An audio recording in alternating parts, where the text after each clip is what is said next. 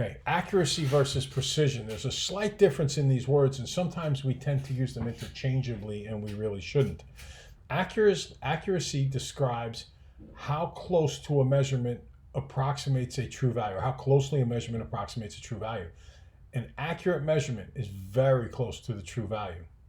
Accurate, how close to the target, like a bullseye. If you're shooting an arrow and you're aiming for a bullseye, how close are you to that? That's what accuracy is all about. Precision is the description in the detail of a measurement. For example, a precise description of a suspect to the police. So accuracy is how close to the actual value. Precision describes the amount of detail in a measurement. For example, state which measurement is more precise and which one is more accurate. Explain. Your weight is 52.55 kilograms. A scale at a health clinic gives that weight measurement. To the nearest half kilogram, it gives your weight. So this is strange. All of these things, it's the way that it was inputted into the slide. So let me read it all together at once so I don't sound like I don't know how to read.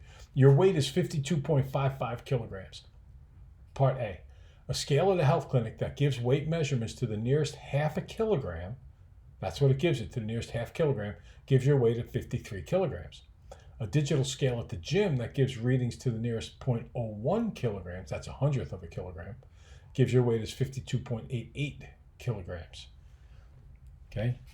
Which is more accurate? Which is more precise? And explain.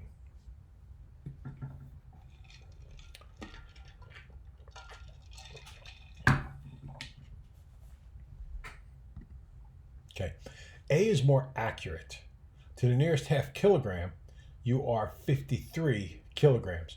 And the thing is, if you are 53 kilograms, part B is more precise. See, part 1 is 0.5. The precision of the second one in part B is 0.01 in the gym. However, the digital scale in the gym is off by a greater amount. Okay?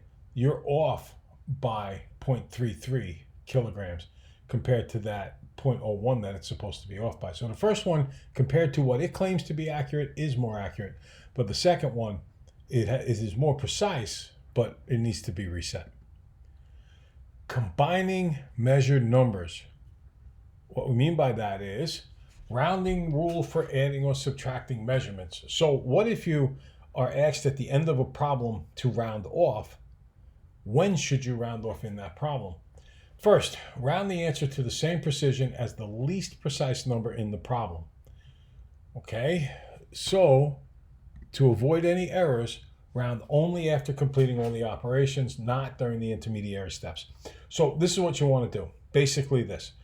When students make mistakes with rounding off, let's say the problem says, do blah, blah, blah, blah, blah calculations, round to the nearest tenth.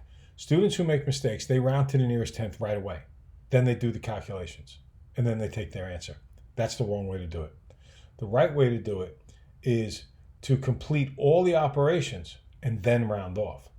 So when they ask you to round off, make sure you do whatever they say and only round off at the end. That's the correct way to round off. Don't round off in the beginning, because then you could wind up making a slight mistake near the end of the problem. Combining measured numbers. Rounding rule for multiplying or dividing requirements. Round the answer to the same number of significant digits as the measurement with the fewest significant digits. So for instance, let's say you had a 4 significant digit number times a 3 significant digit number. You want to round off to the 3 significant digit number. To avoid errors, round only after completing all the operations. So same exact thing. Do the operations, come back. Now, you can have some common sense about this. Let's just say, for argument's sake, that they said to do 17.5483721 times 88.451 and round to the nearest tenth. I would never multiply out all those numbers. I would do 88.45. I wouldn't worry about the 1. And in the first number, I would do like maybe 3 decimal places. And I will not affect the rounding to the nearest tenth. It won't have anything to do with it. What you don't want to do is round the first one to the tenth and the second one to the tenth, do the multiplication, and feel confident your answer is correct. There's a pretty good chance you're going to be off by a slight amount. So here's an example. Divide the distance, 110 kilometers, by the time, 55 minutes. Pretty easy division, right? So you do that and you get 110 kilometers divided by 55 minutes is 2 kilometers per minute. 55 has two significant digits, so you really want to write this answer as 2.0 kilometers per hour. In other words, this is what they said about the least number of significant digits in this problem is 2. So you want to express your answer with at least 2 significant digits. So don't just write 2, write 2.0 kilometers per hour. These tend to be very picky things. We don't go crazy on them in math, but this is about quantitative literacy, so you should be able to make that understanding when you look at this work.